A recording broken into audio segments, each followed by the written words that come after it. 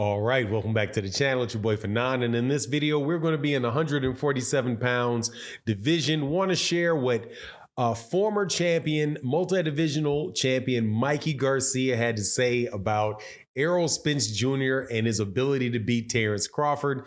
Whole lot of people are going to be calling Mikey a hater after I tell you about this one. Let's talk about that in this video.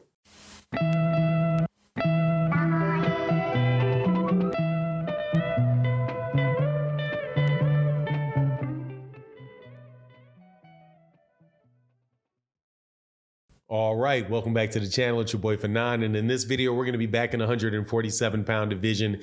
Just had a really good night of fights last night with the Andy Ruiz versus Luis Ortiz fight that took place on a pay-per-view. Paid a good amount of money for that fight. Enjoyed the card all the way up until the last fight with Luis Ortiz and Andy Ruiz, who wound up kind of being a little bit lackluster, but all in all, enjoyed it. But during that particular event, was waiting to hear whether or not they would say anything about the Errol Spence Jr. Terence Crawford fight. There had been, some people that were speculating that they would announce the fight or make some mention of the fight in that Fox pay-per-view broadcast, but they didn't. So we still maintain and we still wait to find if this is going to be on or whether it's going to be off. But in the midst of it, though, Mikey Garcia gave a pretty firm prediction about what he thought is going to happen in the fight. And I thought that was worth sharing because obviously Mikey Garcia, is very familiar with being in the ring with Errol Spence, and is very familiar with Terence Crawford as well. I do believe those guys fought in the amateurs, and Mikey Garcia was the person that introduced Terence Crawford to, I believe, Cameron Duncan, who was not a promoter at the time, but a manager who was looking to sign talent. So, Mikey Garcia has a history with Terence Crawford and also has a history with Errol Spence Jr. being in the ring. So he gave his prediction of what he thought was going to happen in the fight. Now, before I get into that specifically, though, let me welcome you back to the channel. If you're a longtime subscriber or supporter of the channel, thank you so much for your continued support. If you are new to the channel, please accept my invitation to hit that subscribe button, hit the bell icon so you can be notified of when we release more videos, which we do in a live stream and on a video basis, pretty much every day. Whenever there's really interesting stuff to talk about boxing or not too interesting, we keep the boxing conversation going steadily. So Mikey Garcia was interviewed. It was KO. Let me make sure I look real quick because I don't want to disrespect this channel. It was a channel called KO Artist Sports. Does a lot of interviews at fights, good videographer, or interviewer, gives very good interviews. Interviewed Mikey Garcia, asked Mikey Garcia about a series of things, but the one that really came out forward, stuck out the most was the one about Errol Spence Jr. And what Mikey Garcia had to say about the fight was interesting, man. He's basically said, look, and there's many people that agree with this, said that, he picks Terence Crawford to win the fight because he thinks pretty much Errol Spence Jr. is a basic fighter. I mean, it's not exactly what he said, but he's basically was like, no, he's pretty much a basic fighter that comes straight at you, right? And tries to impose his size and will on you. And yeah, he makes an adjustment here or there, but for the most part, he's just a guy that is coming straight forward at you, trying to impose his size on you, where Terence can fight southpaw, he can fight orthodox, he can fight coming forward, he can fight going backwards.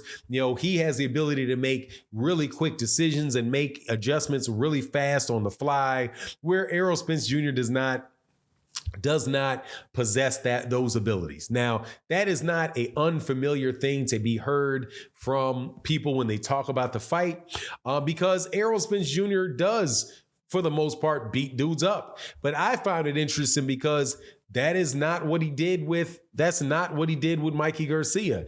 Mikey Garcia, when he fought Mikey Garcia, was not the same style of fight that he used to other people. He pretty much stayed behind a jab and a straight left hand and kept Mikey Garcia at bay with punches, combination punches, jabs, straight right, left hands, and combination punches, right? Kept his distance very, very well and didn't fight a style that in any way, shape, or form resembled what what Mikey Garcia was describing, which is somebody that is just coming forward and trying to impose their size and their strength on you.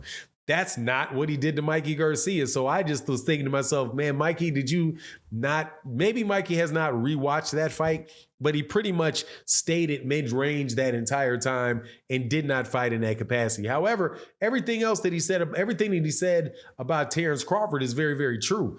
That Terence Crawford is somebody that can make a lot of adjustments, right? Does fight in the southpaw stance, does fight in the orthodox stance. And he did make an observation about Terence Crawford that I've made a lot, which is what Terence Crawford comes out in orthodox and then he switches to southpaw and he pretty much stays in southpaw for the majority of the fight. He's not fighting the majority. He's not really switching in between stances on a regular basis.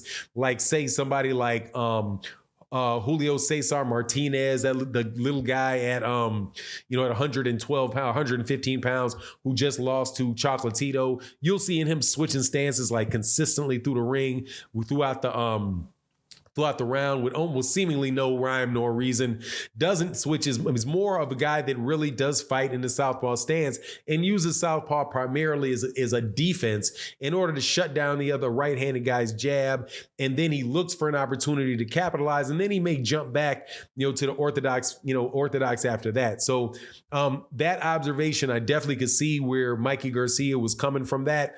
But he makes the comment that Terence Crawford makes a lot of on-the-fly adjustments, and that is obviously true. I wonder, though, what is that going to mean when you get in there with somebody that is a pressure fighter if you're not able to get that pressure off of you? You know what I mean? So he very well may be able to, but I think what Terence Crawford's going to have to do is Terence Crawford's probably going to have to hurt Errol and get Errol's respect on the inside and prevent him from really wanting to get on the inside with him, where Terence might be able to catch him with some shots on the outside. Because even looking at Terence Crawford fight mid-range, when he's fighting in mid-range against Sean Porter and Igis Kalvanakis and Amir Khan, and David Benavidez and Jose Benavidez, those guys had a significant amount of success at mid-range as well. But it's just going to be fun if this fight gets made.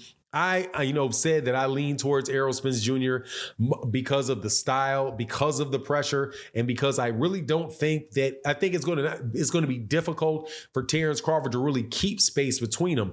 And one fight that kind of enlightened me, that is a recent fight. If you watch it, you may see what I mean. Where you have Isaac Cruz was fighting whatever the name's of the guy that he just knocked out, right? Where Isaac Cruz was really was trying to cut off the ring on the particular person that he was fighting, but he did wind up following him around a good amount where, the guy could back up and really could get himself some space from him now and then, because even though Isaac Cruz is effective at cutting off the ring, his foot speed in doing so allowed this guy whose feet, was not on the same level as Isaac Cruz, but allowed him to escape at different times and be able to get away and not be able to allow Isaac Cruz to work for a prolonged amount of time on the inside. Where if he would have had Isaac Cruz would have had faster feet, been able to keep that distance no matter where that guy went, then he would have been able to get on the inside and stay on the inside a little bit more easily. And so I think if you look at that and kind of consider if Errol Spence Jr. is fast enough to keep that space consistently, it's going to be tough, and Terence Crawford's going to be playing speed chess. But anyway, interesting observations from Mikey Garcia. Got a lot of respect for what Mikey Garcia says. Obviously, he's an expert in the sport, probably a future Hall of Famer. But anyway, that's my take on the matter. You let me know what you think in the comment section. And with that, I'm out. Peace.